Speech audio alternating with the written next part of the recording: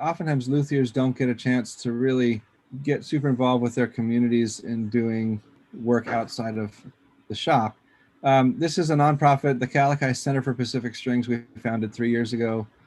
And the mission is to research, restore, and celebrate Pacific string history, kind of with Hawaii as the center of the story. So we've been doing a lot of talks. I released a CD with the Library of Congress a couple of years ago of a Hawaiian string band from 1904.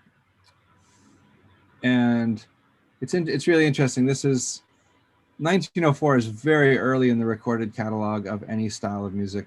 Yeah. But here you have a fiddle, twin fiddles, flute, cello, ukuleles, guitar, maybe banjo. They recorded in actually New Jersey, New York, right around 1904. So these recordings we transcribed, and I got a gang of musicians from classical backgrounds, jazz, Hawaiian music, and we recreated a concert series playing kind of 19th century Hawaiian string band music. And I'm editing that footage right now together to be a little mini documentary. We have a newsletter we're putting out where we can kind of go deeper into some of these stories. This is the Royal Hawaiian Band in 1883 when they went to San Francisco to compete in a brass band contest. We have a Lutherie outreach and education program with disadvantaged kids in our community here. So we get to teach them to fix all the ukuleles and guitars they have stuffed in their attics and closets. And then they get to go back and bring them to their grandparents and, return them in playable condition. I love that you're repairing and not just gluing necks onto bodies. That really, really warms my heart.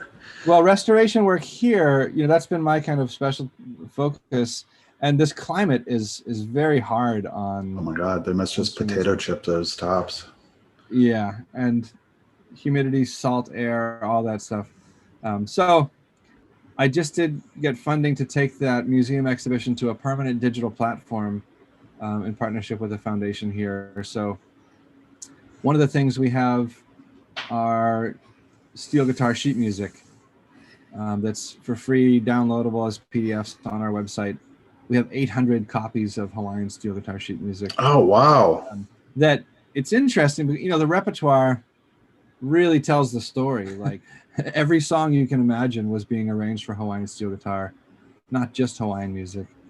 So that's fun. There's Spanish Fandango. I might have to get my tricone out and give that a go. If you do, send a link to, or a little video, and I'll share it on our YouTube page. I'm sure I'm missing something or forgetting something, but that's the nonprofit work is really kind of what keeps us going.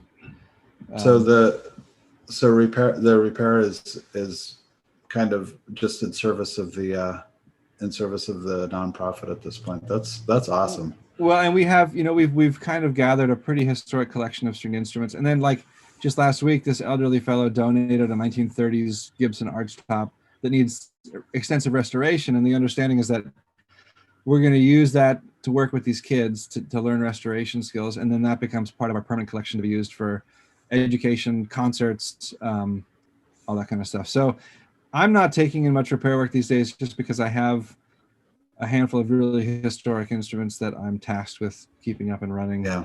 Are you finding that you have to put on a different hat for the conservation side of things, or? Well, that's kind of an argument I get into with museums, who seem often to have no problem putting an instrument on display with a cracked top and broken string. Uh-huh. And I mean, like, if it was an automobile show, you wouldn't put a freaking '57 Chevy with a cracked windshield out or a flat tire, or rust.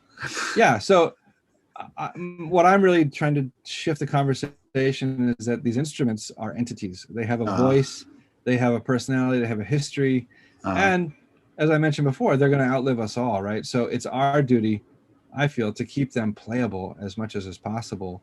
And I think the Stradivari, violins are a great example of. They're arguably in better condition today than they were 300 years ago because the best luthiers in the world have invested in caring for that voice, And a lot of what we're trying to get across is that when a young kid plays, Prince Kuhio Kalaniano Ole's guitar, he can learn history in a way that is really, it's real. It's not just cobwebs and kind of imaginary people. It's this is his guitar, and you can sit down and play it.